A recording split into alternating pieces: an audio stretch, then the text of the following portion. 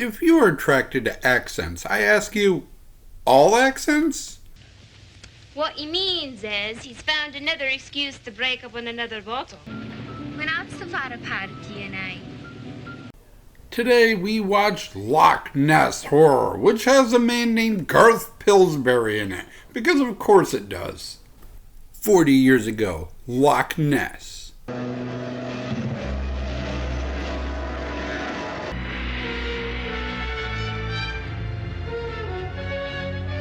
In modern times, we meet these two numbskulls as somehow think they're going to capture the Loch Ness Monster with an inflatable dinghy.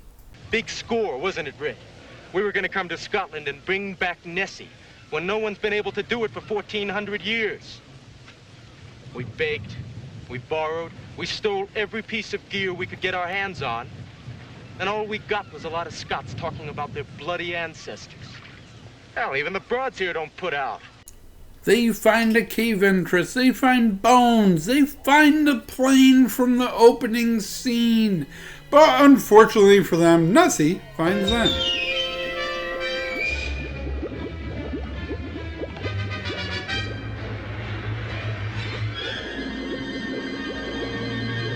One of them is dead as fuck, but the other one doesn't care because he found Nessie's egg.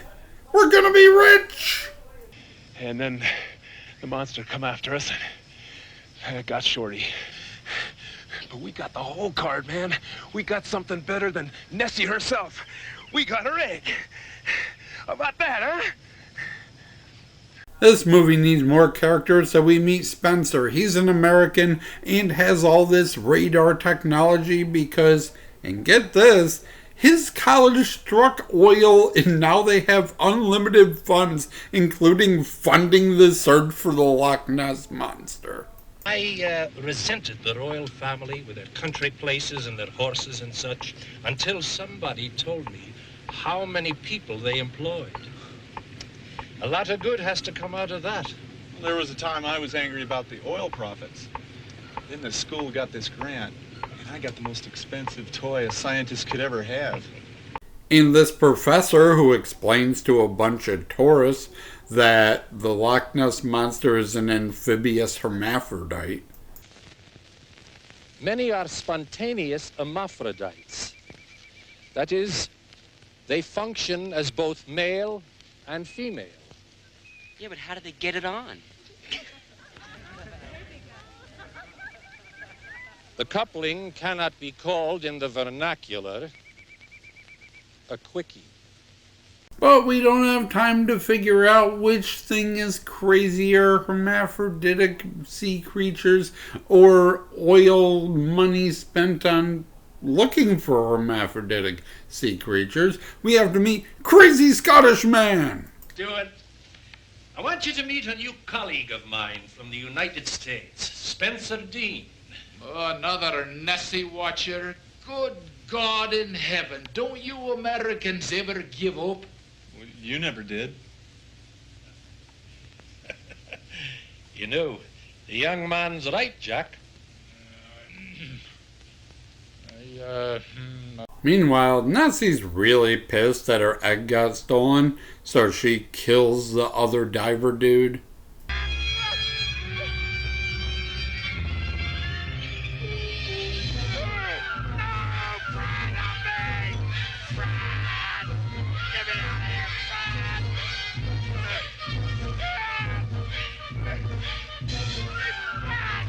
And the other dum-dum that was in our group, who she hides behind a tree.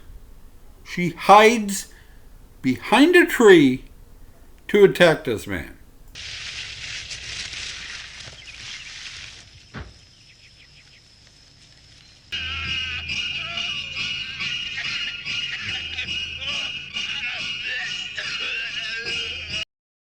Kathleen and Spencer go on a date. My notes on this are just the letter Z over and over. A cave. Possibly a whole series of caves. Oh, God damn it. Never use profanity on the Loch. It's bad luck.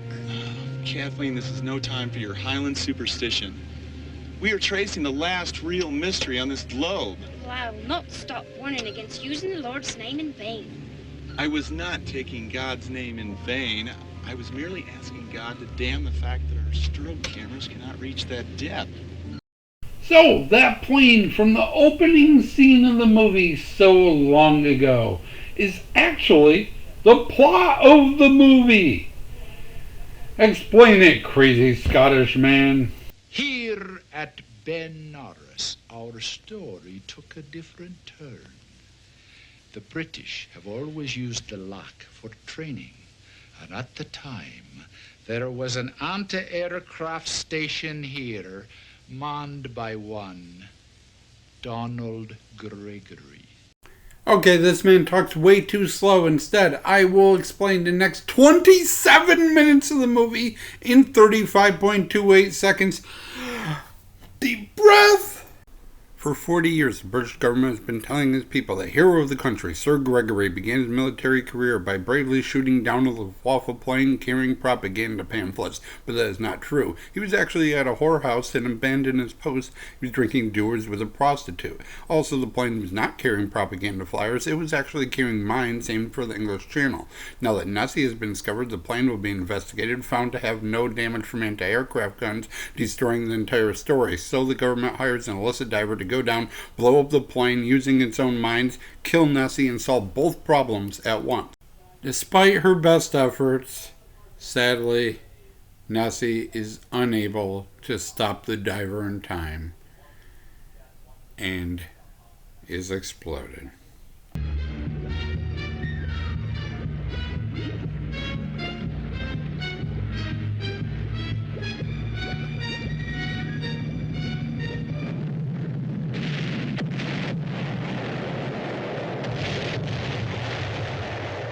And the bad guys win this one. Right, Kathleen? You fancy Lord Gregory will retire to his place in Kent. And your professors and your classrooms will have all the parts of Nessie they need for their microscopes.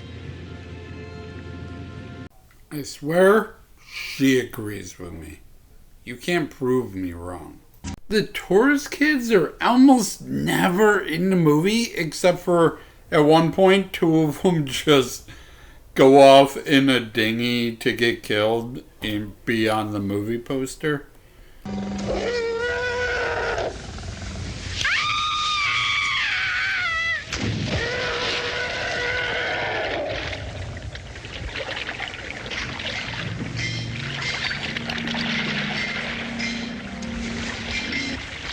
Overall,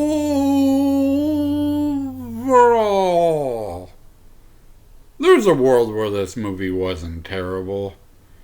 But the director's Larry Buchanan, and he refuses to make good movies for moral and religious reasons, I assume. If the movie was about Nessie taking out people that were endangering her habitat, like they're putting into development and she's not able to have other little Nessies, fine. But instead we get this weird military side story that takes 27 minutes to tell, I remind you, where this Scottish guy just talks slowly. And it's about how a guy who was knighted didn't deserve to be knighted, and we're supposed to care. This is an American movie, by the way. This movie was filmed in Lake Tahoe, Nevada. It's not a fucking Scottish film. We don't care about your knighted people.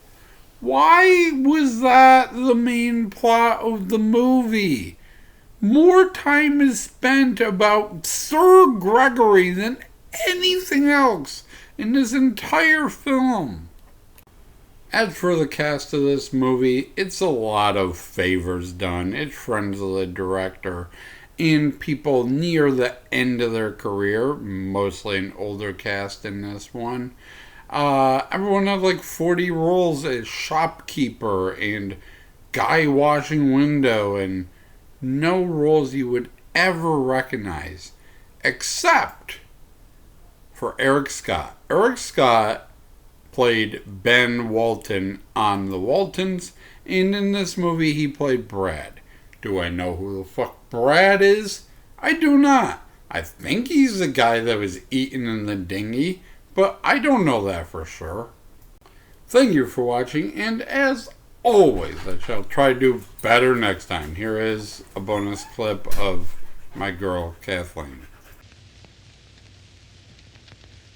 Is it true, Mr. Dean, that Americans go to the picture house more than once a month and spend a lot of time looking at magazines of naked women?